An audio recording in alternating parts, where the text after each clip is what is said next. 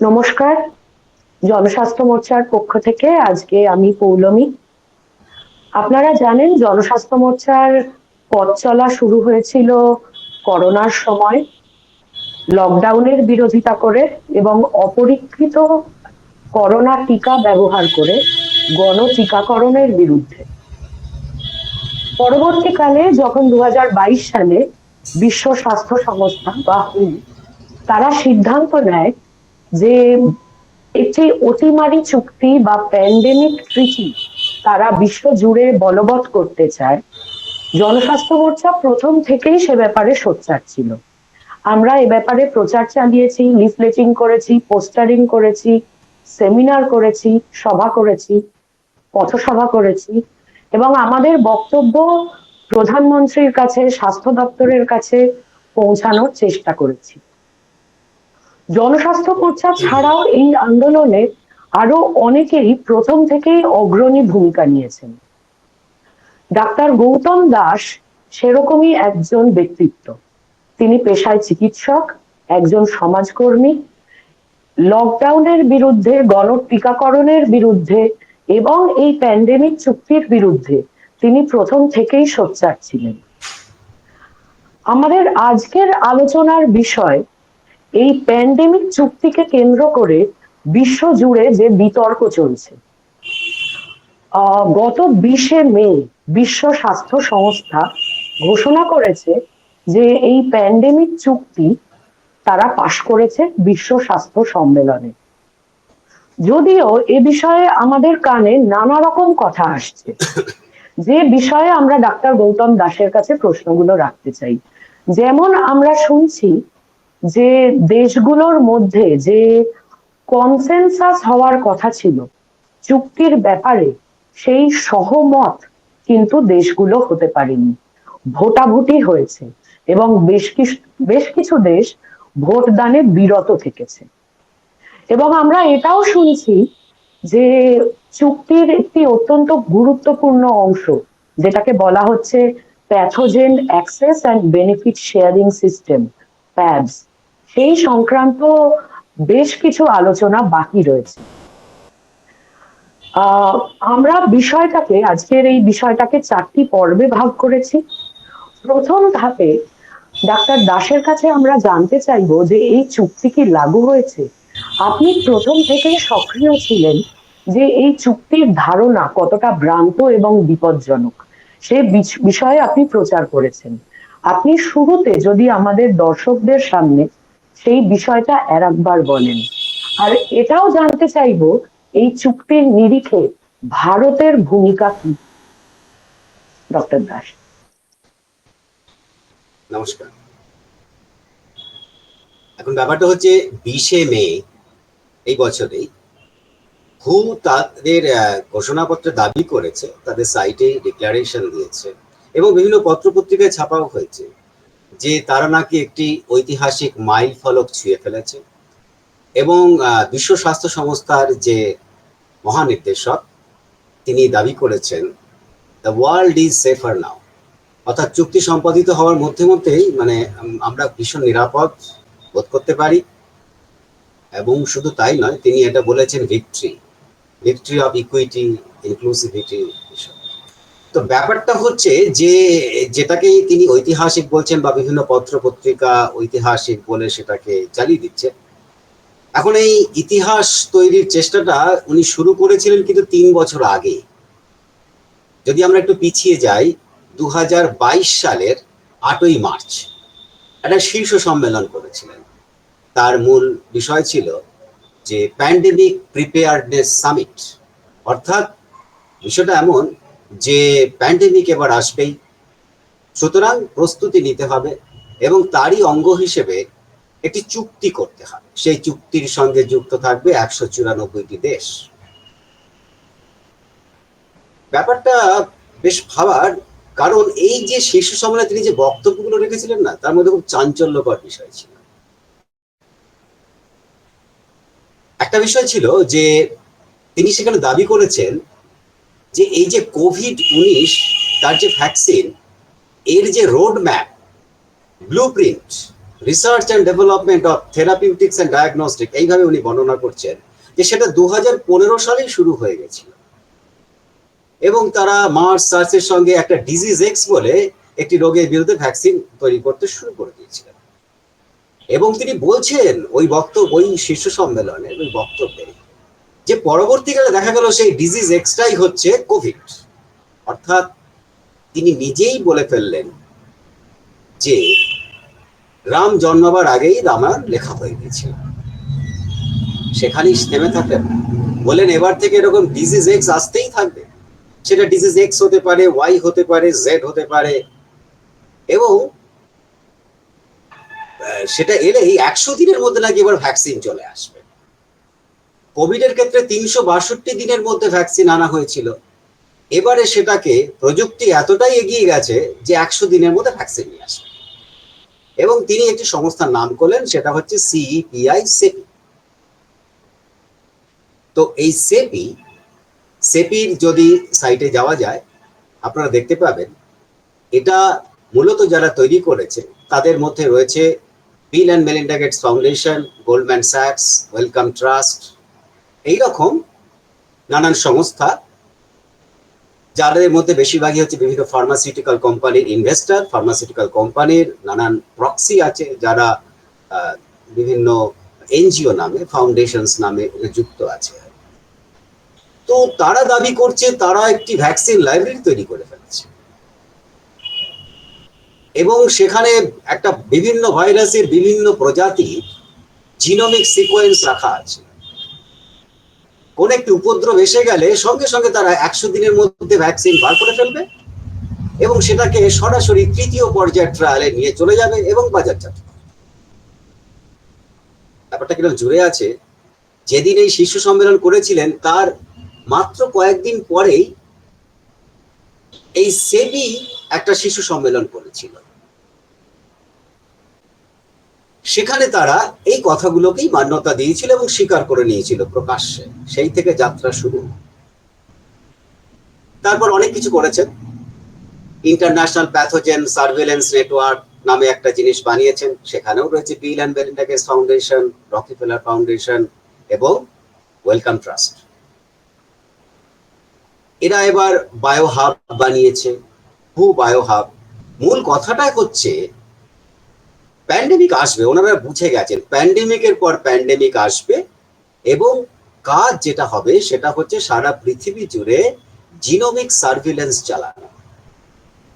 অর্থাৎ কোন জীবাণু সন্ধান পাওয়া গেল বা না গেল সেটা বড় কথা নয়, তাদের জিনোমিক সিকোয়েন্স খুঁজে বার করতে হবে এবং সেখান থেকে ওনারা বলে দেবেন এর মধ্যে কোনো প্যান্ডেমিক পোটেনশিয়াল আছে কিনা, অর্থাৎ সেটা প্যান্ডেমিক ঘটাতে পারে কিনা।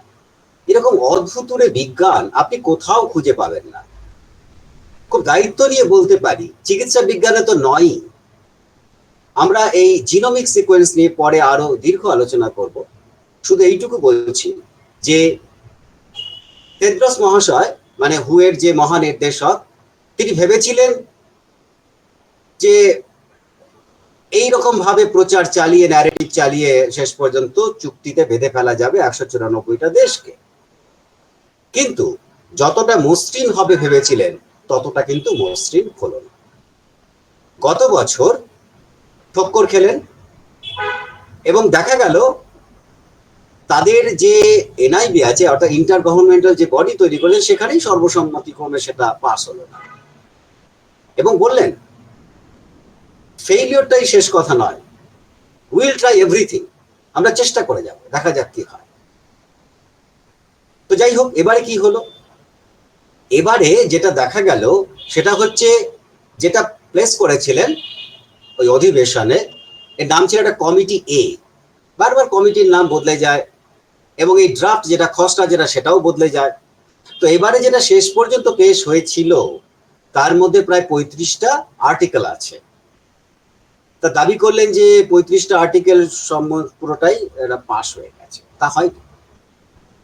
তার মধ্যে একটি সবচেয়ে বিতর্কিত 12 নম্বর আর্টিকেল, যেটা হচ্ছে পিএবিএস, প্যাথোজেন অ্যাক্সেস বেনিফিট শেয়ারিং নাম দিয়েছেন তারা আর কি, নিজেরাই বলছে যে সেটা নিয়ে কোনো সর্বসম্মতি আসেনি, অথচ সেটা নাকি পাশ হয়ে গেছে, গৃহীত হয়ে গেছে। এই হচ্ছে অবস্থা। তো এখন যে প্রশ্নটা আসবে, তাহলে এটা কি অবস্থায় আছে? লাগু হয়ে গেছে? না, লাগু হয়নি। হু ঘোষণা করছে যে আগামী বছর আবার যে ওদের 79th অ্যাসেম্বলি বসবে, সেখানে আবার এই বিতর্কিত বিষয় নিয়ে আলোচনা হবে, 12 নম্বর আর্টিকেল এবং তার অ্যানেক্স। সেখানে সর্বসম্মতিক্রমে সেটা যদি গৃহীত হয়, তাহলে পরে এইটা বিভিন্ন দেশের কাছে পাঠানো হবে র্যাটিফিকেশনের জন্য। অর্থাৎ প্রত্যেকটি দেশ লিখিতভাবে সেই চুক্তিকে মান্যতা দেবে এবং তাতে স্বাক্ষর করবে। এইভাবে যদি 60টা র্যাটিফিকেশন হয়ে যায়, তখন সেটা কিন্তু এনফোর্সড হবে, এইটা বলেছেন। সুতরাং এই জায়গায় জিনিসটা দাঁড়িয়ে আছে। এবারে আসি সেই প্রশ্নে যে কারা কারা এর মধ্যে সম্মতি দিয়েছে, কারা দেয়নি। প্রথমেই বলে রাখি, এই বছরের গোড়াতেই আমেরিকা এবং আর্জেন্টিনা, এই দুটি দেশ কিন্তু হু থেকে বেরিয়ে গেছে। কেন?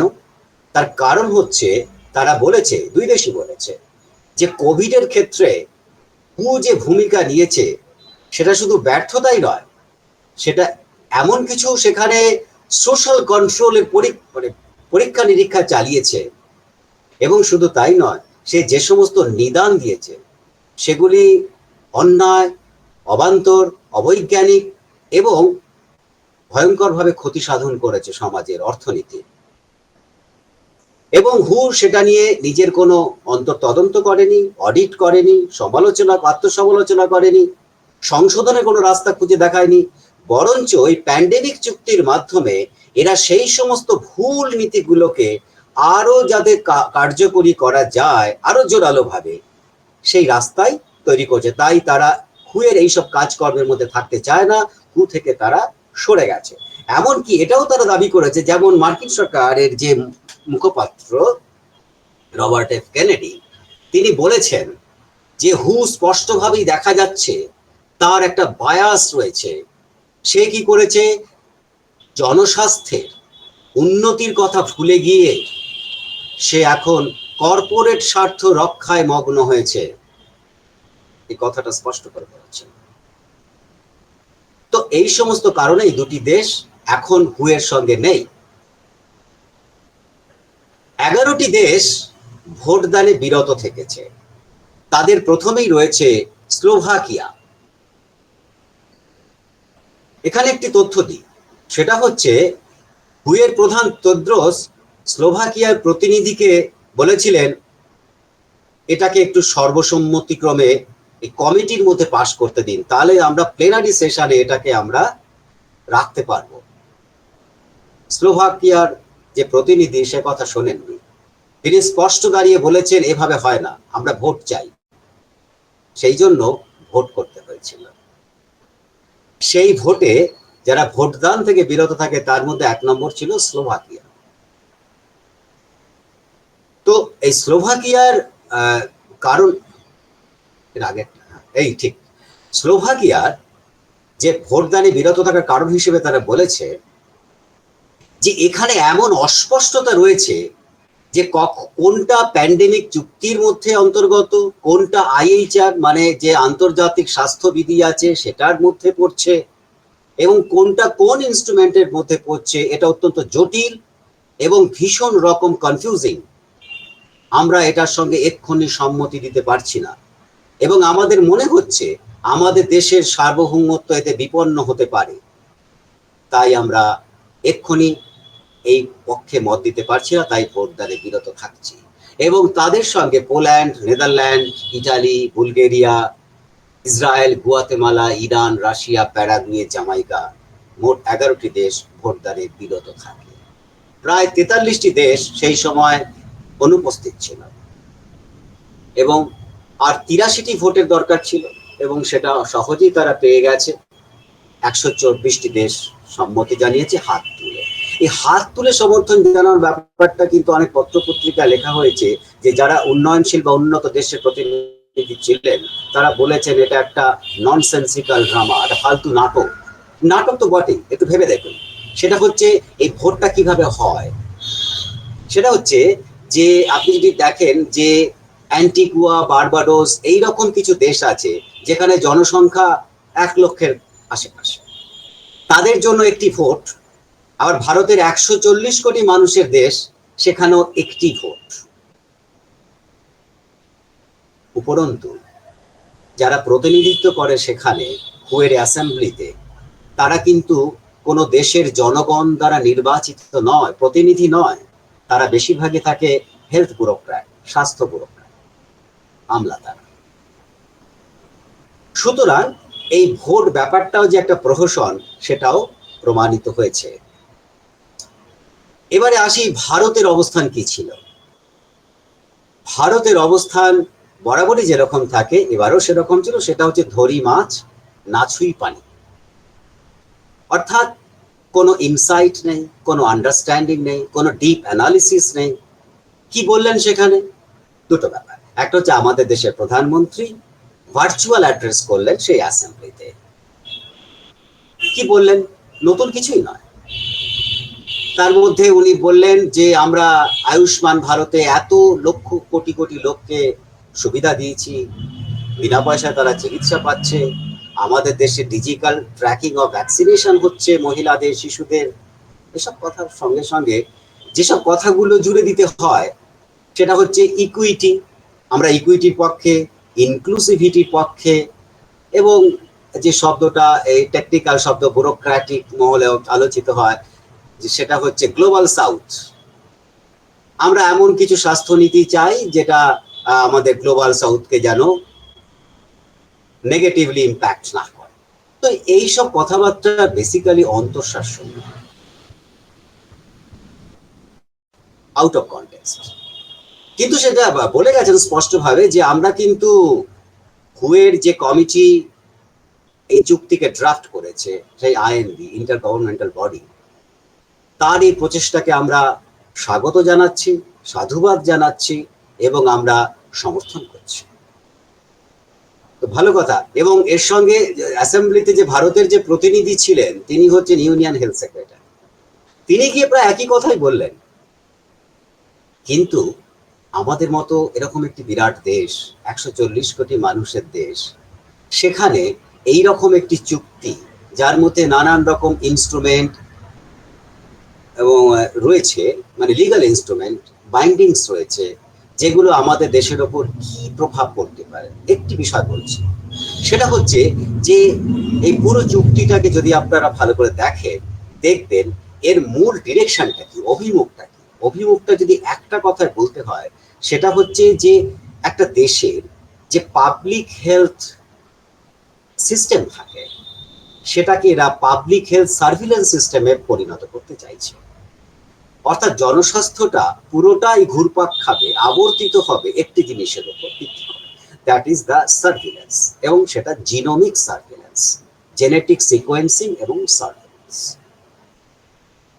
এটা যে কতটা অবান্তর, অপ্রয়োজনীয়, এবং আমাদের দেশের পক্ষে মোটেই কাজে আসার মতো নয়, এবং জনস্বাস্থ্যের পক্ষে তো ক্ষতিকর বটেই।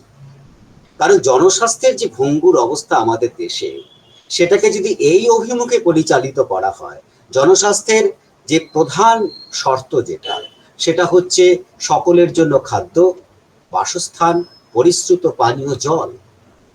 এইটা হচ্ছে জনস্বাস্থ্যের গোড়ার দিক।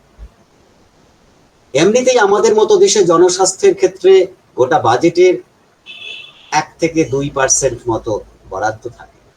সেখান থেকে যদি সিংহভাগ চলে যায় এই ধরনের ফ্যান্সি টেস্টিং, সার্ভিলেন্স টেকনোলজিতে, তাহলে জনস্বাস্থ্যের যে কি ভয়ঙ্কর পরিণাম হতে পারে সেটা অনুমান করা যাচ্ছে।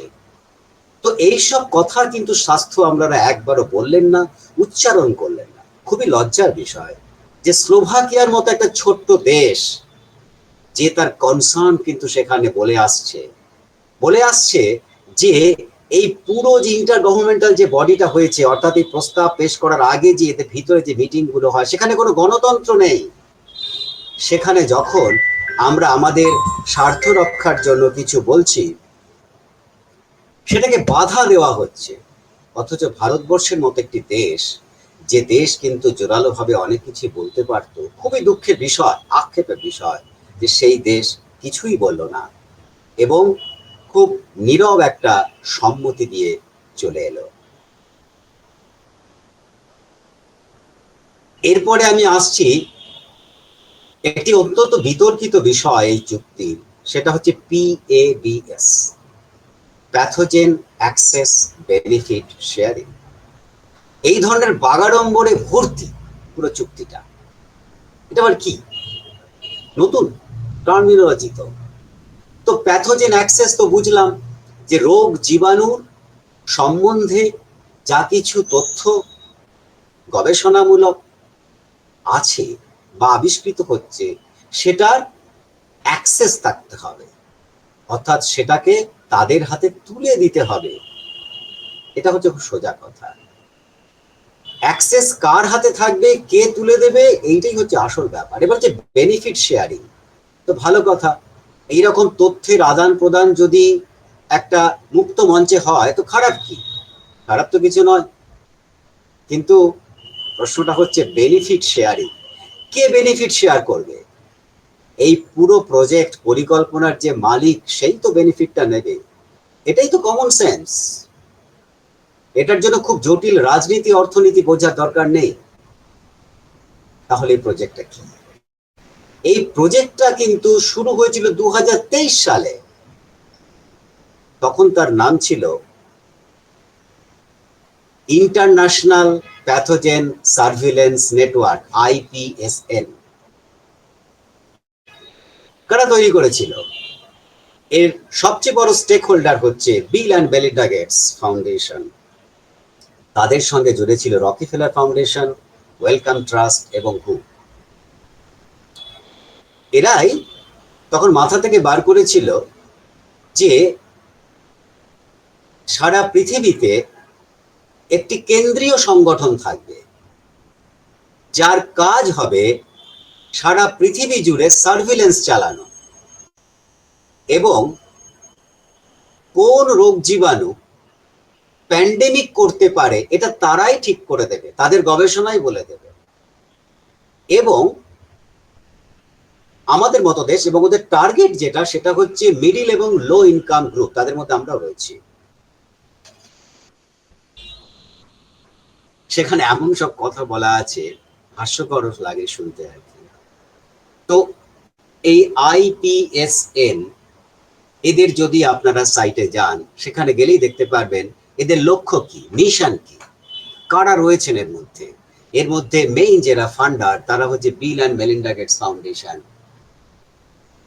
গৌরব, যদি এর পরের এটাকে দেওয়া যায় স্লাইডটাকে, হ্যাঁ এক্স্যাক্টলি, আপনারা দেখতে পাচ্ছেন যে বিল অ্যান্ড মেলিন্ডা গেটস ফাউন্ডেশনের সাইটেই দেখা যাচ্ছে যে তারা এই IPSN, ইন্টারন্যাশনাল প্যাথোজেন সার্ভিলেন্স নেটওয়ার্কে কত ফান্ডিং দিয়েছে। প্রায় $1.137 মিলিয়ন। তো কেন দিয়েছেন? এখানে বলছেন যে তাদের টার্গেট হচ্ছে কিন্তু ওই দেশ, মিডল এবং লো ইনকাম গ্রুপ কান্ট্রিজ, এবং ওরা যখন কোনো গ্রান্ট দেয় তার সঙ্গে কিন্তু একটা শর্ত জুড়ে দেয়। দেখুন এখানে রয়েছে, লেখা রয়েছে যে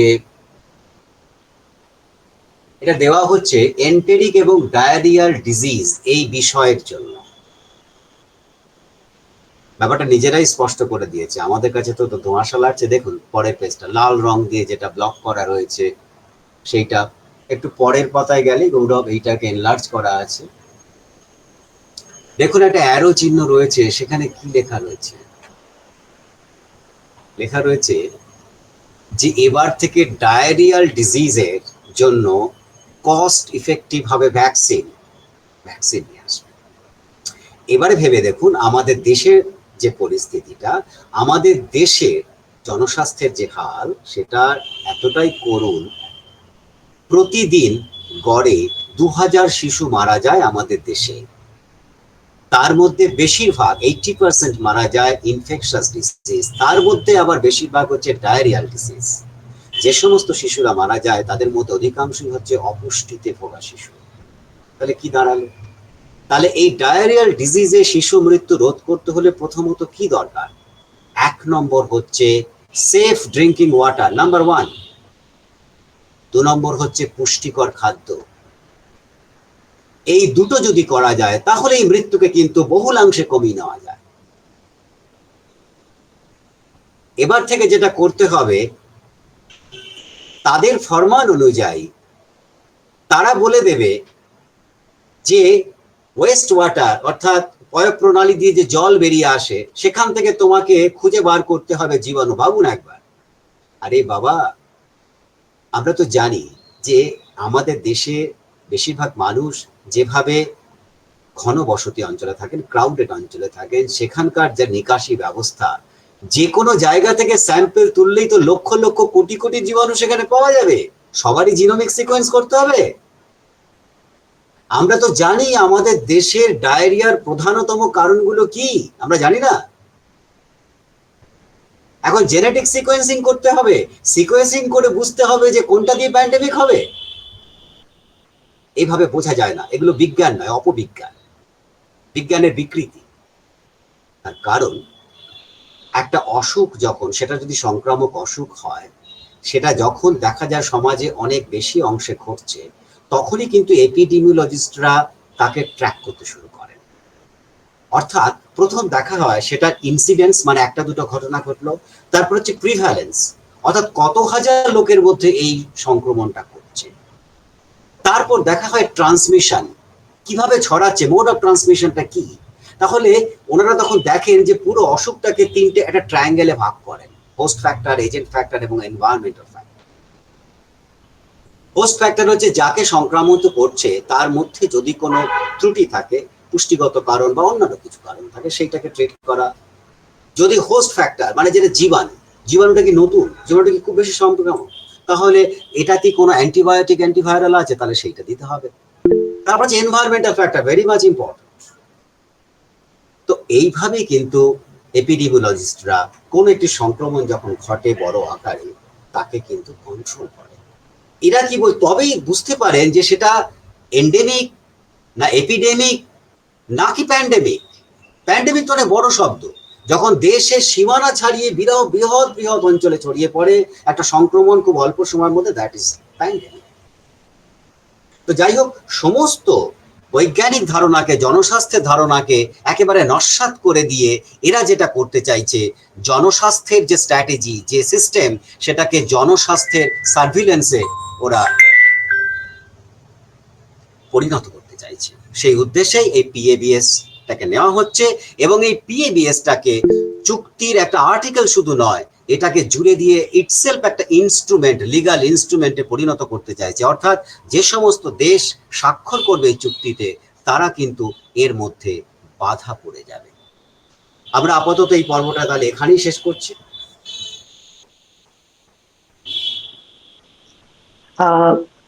ডক্টর দাসের কথা থেকে অত্যন্ত গুরুত্বপূর্ণ কিছু তথ্য আমরা জানতে পারলাম।